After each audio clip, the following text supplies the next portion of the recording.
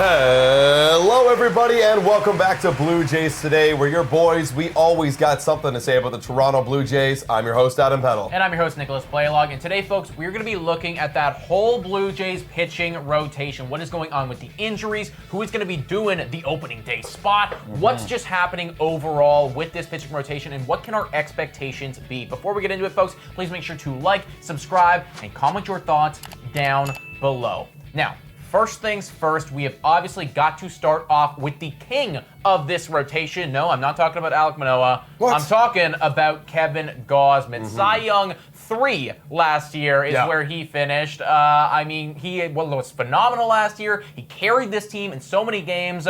What's going on with the injury, though? Yeah, I talked a little bit about him in the video room that we posted yesterday. But as we know, Kevin Gosman, he's still trying to work his way back to the rotation. But there's a lot of conversations around the camp. This is a tweet by Arden Zwelling. Shout out to him.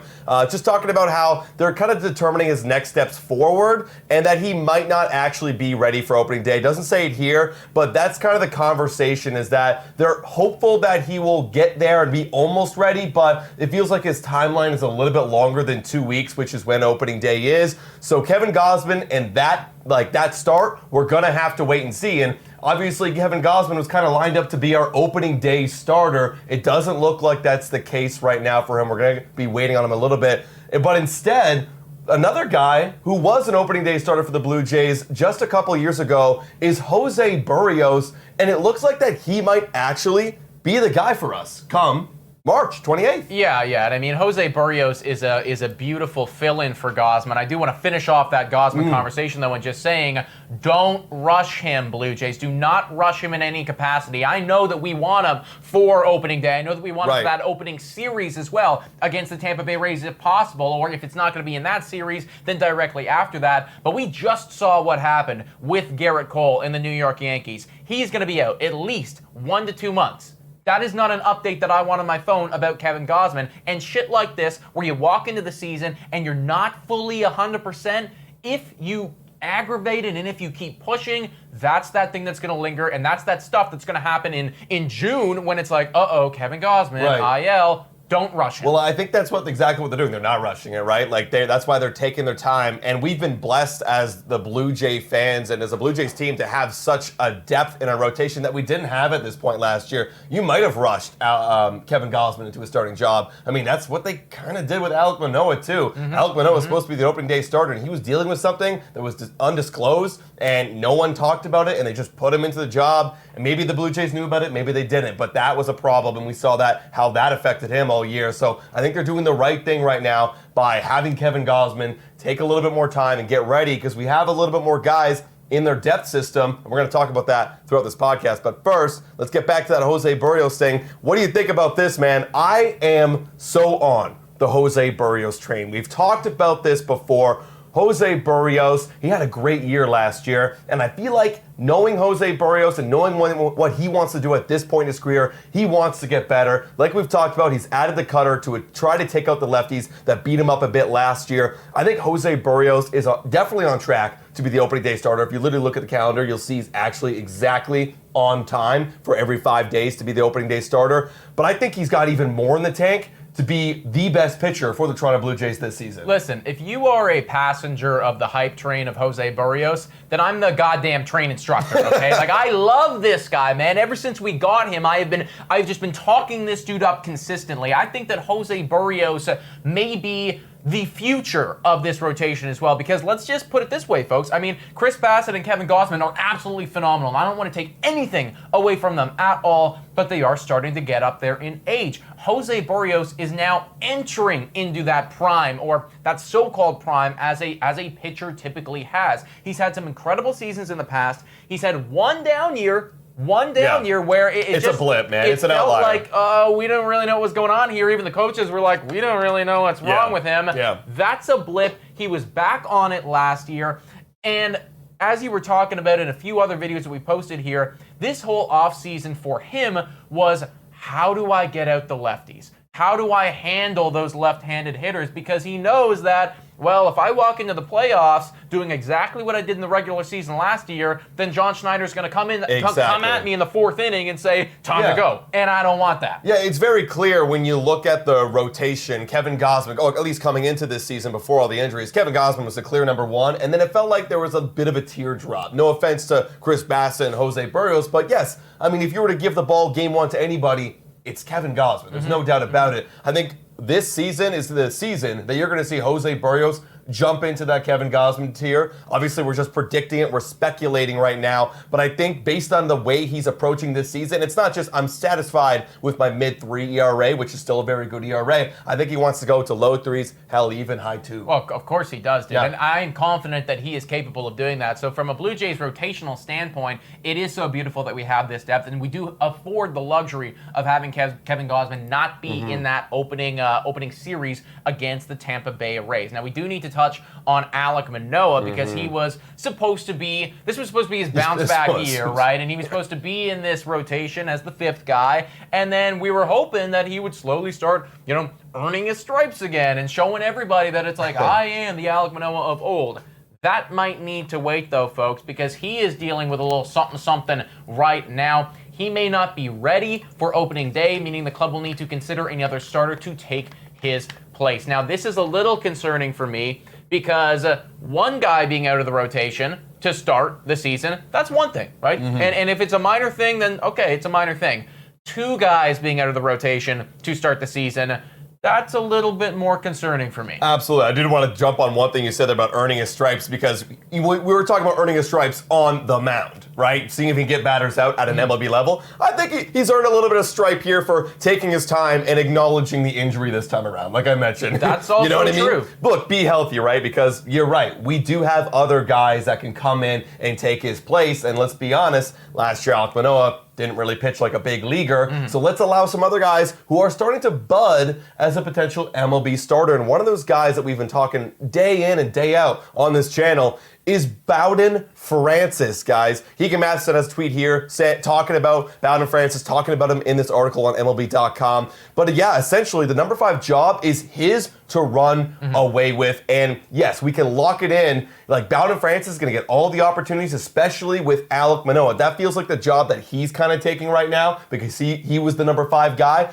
And until Alek Manoah is fully ready to come back, if Bowden Francis already established themselves in that rotation as a good starter, there's no rush to bring back Alek Manoah. As much as I want the bounce back to happen, I want Bowden Francis to put up good numbers because why would I get rid of that if he's dominating in this league? 100%, dude. And I mean, I will always take more guys. Give me more guys who can pitch at the MLB level. Bowden Francis last season, and the small sample size that he did have, was very efficient. Now, he is going to be the guy that comes in and replaces one of the rotational pieces, assuming that we're only missing one. So in this instance, Alek Manoah.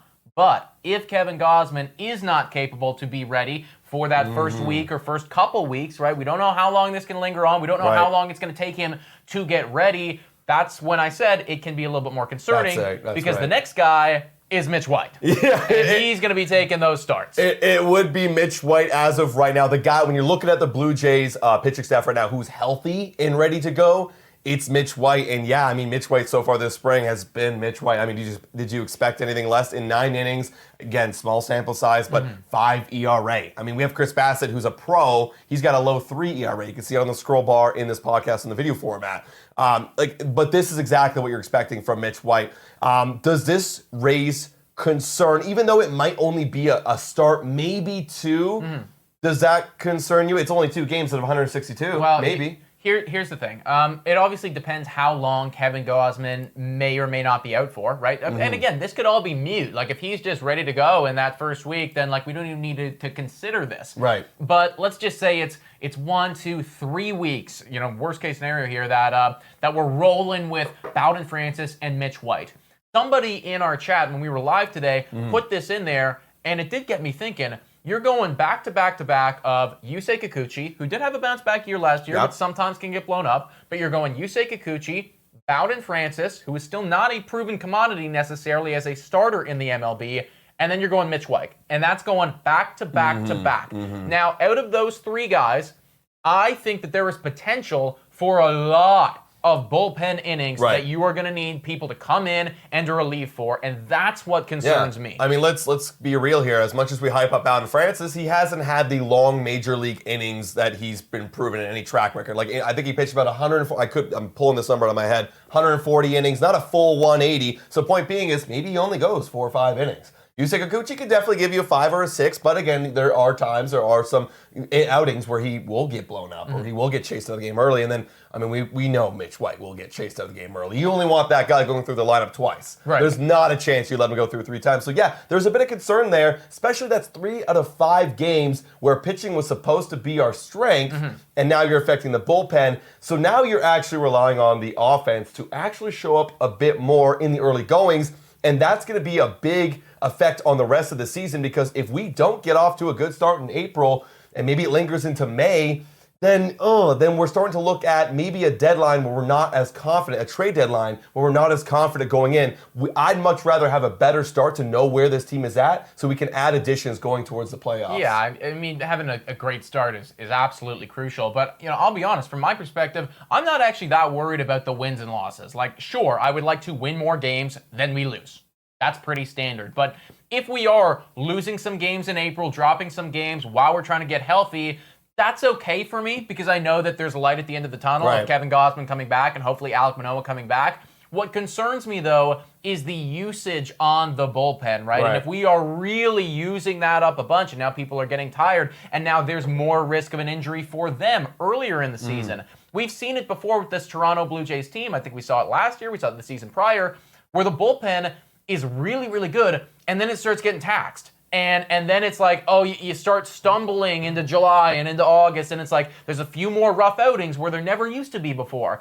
I don't want that to happen earlier in the season because we have to use them all up in April. I want to give them the necessary build-up, I guess, to make it through 162 games. Right. Well, I mean, there is one guy on the Toronto Blue Jays that we didn't even mention in this podcast that can help maybe in the bullpen at some point, give some longevity. I know we talked about Bowden Francis in that role early in this channel. I think that's starting to shift with the injury to Alek Manoah, where Francis will be a starter. The guy we're talking about is Yerry Rodriguez right now, and he just giving a quick little update.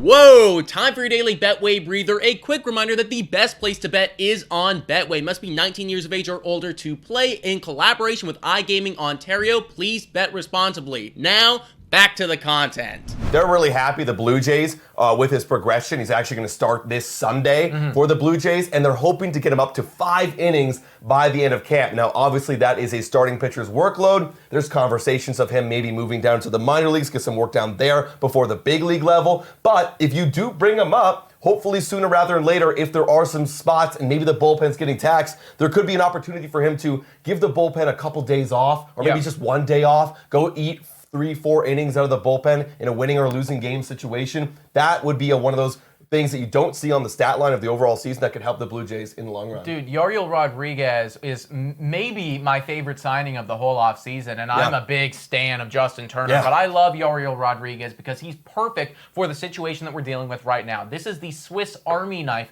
of this Toronto Blue Jays pitching as a whole. He can come in and maybe one day be a starter. He can come in and be that long man. He can come in relief. Now, right now, it feels like we're not even considering him because we haven't even seen him. It's like he's a non-factor. So I am very excited to see what he does in the Grapefruit League this weekend. I believe it is, this weekend. Because if he can come in and show that he is capable, that will instill me with a lot of confidence with just weathering this little tiny injury storm to start off the season. Yeah, and I mean, there's still a door open in Yerry Rodriguez's near future where he could actually start instead of Mitch White. But then there comes in the question, how do you want to handle Yerry Rodriguez? Because you want to make sure, because he hasn't pitched in a year since the World Baseball Classic, so you want to make sure that he's progressing in the way that you can control. Throwing him into a major league game and then throwing him down to AAA and then calling him back up might not be the best for Yerry, which you can do with his contract. He does have some options there. So it all depends on how the Blue Jays want to handle it. But if he wants to jump in, cover a game instead of Mitch White, while we're waiting for Kevin Gosman, and then go into the bullpen, if he's really that ready to go, I'm all for it. So here's the thing: if he's all for it, then I'm not gonna push back on it. But I don't think they're gonna do that just because if he gets blown up. And if he That's gets right, if he gets right, blown up, right. he's never played in the MLB. No, that's right. If That's in right. the first game that he comes in, he gets just absolutely walloped, that is going to be a knock to his confidence, right? Right. And I think that you do want to ease him in a little bit. Mitch White is a veteran to getting knocked around out there. You know, no disrespect to Mitch White, but like he's been around the block when it comes to, you know, Right. giving up 3, 4, 5 earned runs. Right. I think that they would probably err on the side of caution just to start with Rodriguez, start him in the pen in an easier situation, and then work him up to that. Yeah, I mean, I think most likely the reality is, yeah, I mean, you have Mitch White who has no option, so he was either going to get cut or he was going to make the Major League roster. So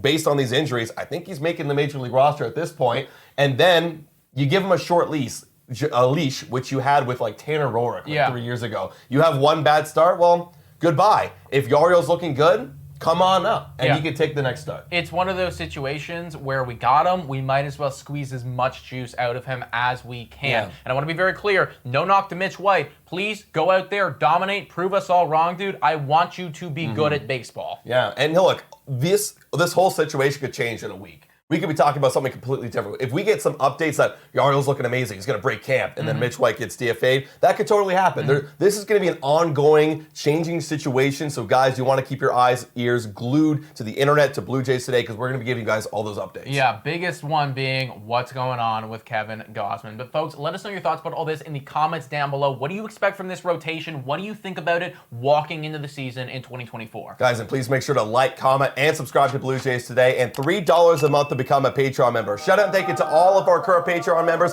and to our YouTube members. You guys are absolutely awesome. Thank you so much for watching. And go Jays, go!